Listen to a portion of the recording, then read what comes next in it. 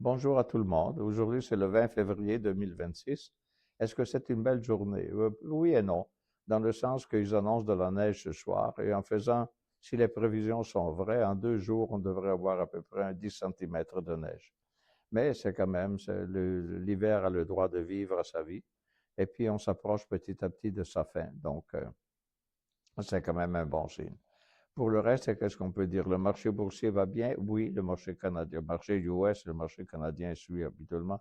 Le marché US va très bien, ça continue à être beau à la hausse, malgré tout ce qu'on peut dire des critiques et puis tout ça. Et puis, aujourd'hui, il y a beaucoup, parce que le sujet d'aujourd'hui, ça s'appelle la dette internationale. Le mot international veut montrer que finalement, aujourd'hui, on s'en va vers comment dire, une décentralisation du pouvoir entre les pays. C'est-à-dire, on pense que ben, la Chine pourrait prendre la relève par rapport aux États-Unis, la Russie peut-être un jour, l'Inde peut-être ensuite. Enfin, il y a toutes ces théories-là. En réalité, en faisant l'analyse, je pourrais vous citer où aller finalement lire tout ça. Il y a vraiment des choses très intéressantes qui disent que finalement, les États-Unis restent toujours le leader du monde et c'est difficile de les déloger. On ne peut pas les déloger. Juste par rapport à la dette, parce que là, on va parler de dette internationale, mais juste par rapport au fait que finalement, tout est calculé en fonction du dollar US, on ne peut pas le mettre à la porte. Juste pour vous dire un exemple. Si moi, je suis un importateur, je suis bolivien, mettons, je suis en Bolivie, et puis je veux importer des souliers d'Italie. Et ma monnaie, c'est la monnaie bolivienne. Et donc, je fais un contrat avec le producteur italien de souliers que lui va être payé il va être payé en, comment dire, en euros. Et donc, lui, il va recevoir les euros, il ne veut pas recevoir la monnaie de la Bolivie.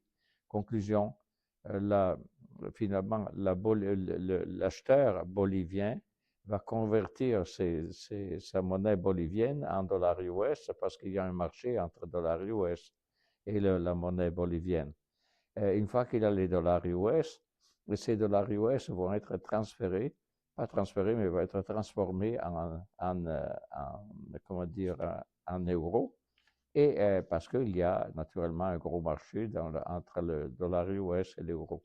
Finalement, il n'y a pas un marché de devises, comment dire, entre la monnaie bolivienne et la monnaie de l'euro. Donc, ça prend y aller par étapes. Tout ça, ça passe à travers le dollar US. S'il n'y aurait pas de dollar US pour le faire, tout coûterait énormément plus cher. À présent, naturellement, plusieurs pays voudraient remplacer le dollar US, mais pour le moment, pas question de pouvoir le remplacer. Les Chinois n'ont pas encore la capacité de le faire. C'est une grosse économie, c'est bien, c'est superbe, mais leur monnaie est manipulée donc, par l'État, donc on ne sait pas trop qu'est-ce que ça peut arriver. D'autres monnaies dans le monde, il n'y en a pas. L'euro a essayé. Ils veulent être, peut-être la raison première pour laquelle l'euro est venu au bon, c'était évidemment de faire concurrence au dollar US. Mais pour le moment, ils ne sont pas vraiment capables, eux non plus. C'est même pas un pays, finalement, celui représenté par l'euro. L'euro, c'est un ensemble de 23, 24 pays dans lesquels ils ne sont pas tous d'accord sur les choses. Enfin, pour vous dire que le sujet d'aujourd'hui est la dette internationale. Donc, qu'est-ce que c'est la dette internationale? La dette internationale correspond à l'ensemble des engagements financiers d'un pays envers les créanciers étrangers. Donc, c'est un pays qui s'endette avec d'autres pays, finalement. Elle inclut la dette publique externe, donc la dette du gouvernement, ou la dette, oui, des gouvernements. La dette privée externe, ensuite la dette à court et long terme, des dettes en devises étrangères. Elle est mesurée comme une composante de quelque chose que vous pouvez analyser, ou peut-être on va faire une vidéo là-dessus, sur la position extérieure globale d'un pays qui s'appelle PEG, PEG. Mais ça, finalement, c'est intéressant, mais le plus intéressant, c'est ce qui suit, c'est que il y a quels sont les types de dettes internationales? Il y a la dette publique externe, c'est-à-dire d'un pays, c'est un pays qui emprunte à l'étranger, donc emprunt contracté par l'État auprès d'autres États, institutions internationales et marchés financiers internationaux. Ensuite, il y a la dette privée externe. c'est-à-dire emprunts contractés par les banques, les entreprises, les institutions financières. Je dois vous dire que l'histoire de la dette, toute la planète est endettée. Donc, c'est un gros sujet en même temps.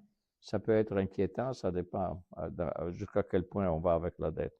Les principaux créanciers internationaux sont les banques commerciales internationales, les fonds d'investissement et puis les autres gouvernements, naturellement. Donc, il y a des institutions financières internationales qui prêtent de l'argent et tout ça, comme le Fonds monétaire international, la Banque mondiale et la Banque de règlement internationaux. Ce sont tous des institutions. Quelques-unes sont nées avec le Bretton Woods en 1944, imaginez. Donc, ce sont des institutions anciennes quand même. Pourquoi les pays s'endettent-ils? Motifs principaux, financer le déficit budgétaire. Donc, ils font un déficit et puis il faut le financer, donc ils empruntent. Investissement en infrastructure, c'est-à-dire faire des ponts, des routes et puis tout ça. Et stabilisation monétaire, parce que si leur devise est un peu bougeante, ça prend une devise étrangère pour la calmer. Gestion de la crise, comme la pandémie, des guerres, etc. Développement économique, donc pour favoriser le développement. Et problème, la dépendance. Quand un pays s'endette avec d'autres pays, il dépend des capitaux étrangers, où il y a une dépendance finalement. Il perd son autonomie en quelque sorte. Les indicateurs clés pour les juger, finalement, c'est dette internationale, c'est la dette externe divisée le produit intérieur brut, ou encore la dette externe divisée les exportations, le service de la dette, naturellement, par rapport aux recettes publiques, et la dette en devises étrangères. Plus la dette est libellée en devises étrangères, plus le pays est vulnérable aux fluctuations des taux de change. Donc, notez, c'est vraiment tout un sujet, parce que finalement, on s'endette avec l'étranger, mais après, si l'étranger augmente les taux d'intérêt et tout ça, il faut payer plus cher, finalement. Donc, exemple numérique. Supposons que le PIB était 500 milliards de dollars US. La dette externe, mettons, est 300 milliards. Donc, le ratio dette sur PIB, donc un des ratios qu'on a vu avant, c'est 60%. Donc, si 80% est en dollars, donc de cette dette, et la monnaie locale se déprécie de 20%, il y a une augmentation réelle du fardeau de la dette et le risque de crise de balance des paiements. Finalement, l'exemple est un peu passe-vite, là, mais c'est simplement pour vous dire que, tout simplement, si un pays est endetté avec d'autres pays en dollars US, finalement, si aux États-Unis, on augmente, par exemple, les taux d'intérêt, ça va coûter plus cher. Ou encore, si 80% est en dollars US et la monnaie locale se déprécie de 20%, il dit l'augmentation réelle du fardeau de la dette. Il faut payer plus cher pour la dette. Risque de crise de balance des paiements. Une fois dit tout ça, on dirait qu'aucun pays devrait finalement avoir une dette à l'étranger parce que ça coûte cher. Est-ce que le Canada est endetté à l'étranger? Je dois vous dire que la seule année que moi je connais dans laquelle le Canada était en surplus budgétaire, c'est-à-dire il n'avait pas de dette comme telle, et c'était exactement, laissez-moi regarder les notes que j'ai ici, c'était avec monsieur Stephen Harper, et c'était en 2015. C'est la seule année que je sache dans laquelle le Canada était en surplus budgétaire. Et c'était donc 2015. Où sommes-nous aujourd'hui? Apparemment, aujourd'hui, la dette canadienne est vraiment énorme. Là, on cite j'ai lu 92 milliards. Mais 92 milliards, ça, c'est finalement le budget. Enfin, pas le budget, mais c'est la dette. Mais là-dedans, peut-être, il y a une dette aussi qui n'est pas nécessairement en dollars canadiens. Enfin, quels sont les risques de la dette internationale? Ce sont des risques macroéconomiques, c'est-à-dire crise de liquidité, crise de solvabilité, incapacité de payer, la fuite des capitaux, inflation importée, effondrement du taux de change. Et ça donne ici, il y a un exemple classique qui est celui de l'Argentine.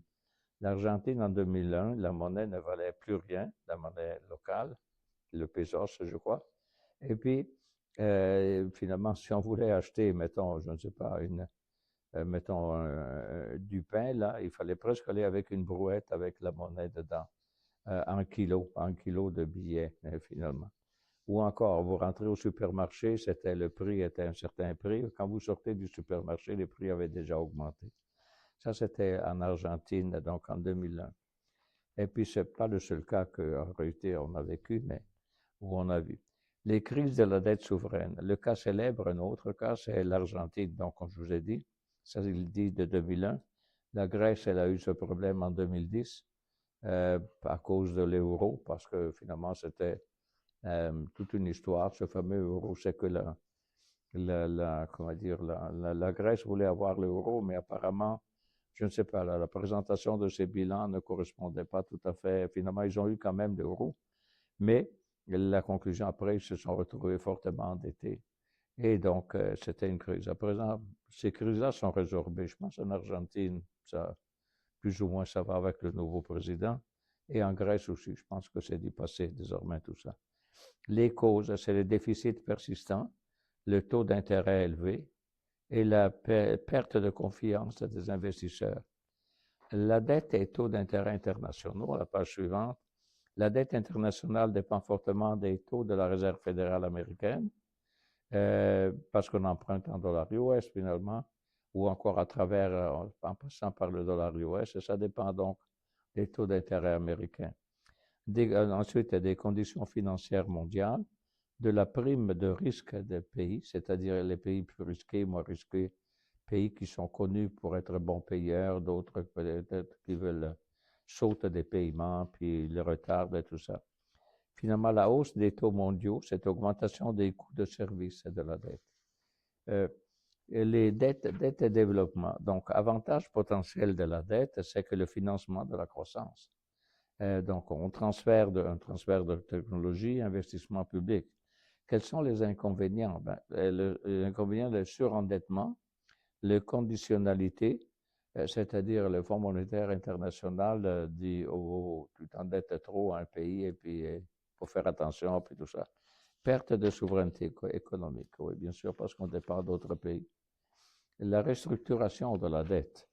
Donc, la solution possible, c'est le rééchelonnement.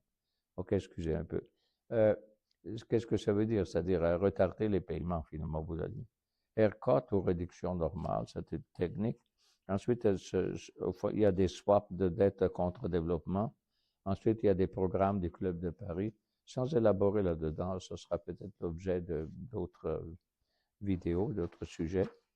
Et les tendances récentes sont augmentation de la dette mondiale avec le post-Covid, le rôle croissant de la Chine comme créancier, parce qu'ils vendent leurs produits, ils veulent se faire payer, un endettement accru des pays émergents et montée des taux depuis 2022. Une fois dit tout ça, quelles sont les conclusions qu'on peut faire sur la dette? C'est que la dette internationale est un outil de financement essentiel. C'est vraiment important, la capacité qu'un pays puisse s'endetter. Mais quand le pays s'endette, il ne faudrait pas que ça serve pour payer la dette précédente. C'est ça le problème. C'est-à-dire, il faut toujours que quand on s'endette, le produit qu'on obtient, la richesse qu'on obtient en s'endettant, est supérieur finalement au taux des taux d'intérêt qu'on paye pour la dette. Autrement, ça devient quelque chose où on s'endette pour payer la dette, et ce qui est horrible, évidemment. La soutenabilité dépend croissance économique, taux d'intérêt, discipline budgétaire et structure de la dette. Concernant le Canada, comme je dis, nous, avec M. Trudeau fils, on a accumulé un déficit important. Et là, sans poser des jugements là-dessus, naturellement, parce que pourquoi ça a été fait, puis mais finalement, c'est que M. Carney, le nouveau premier ministre, a tout un problème avec cette dette-là, et nous tous en tant que Canadiens. Et voilà, et c'est tout pour aujourd'hui.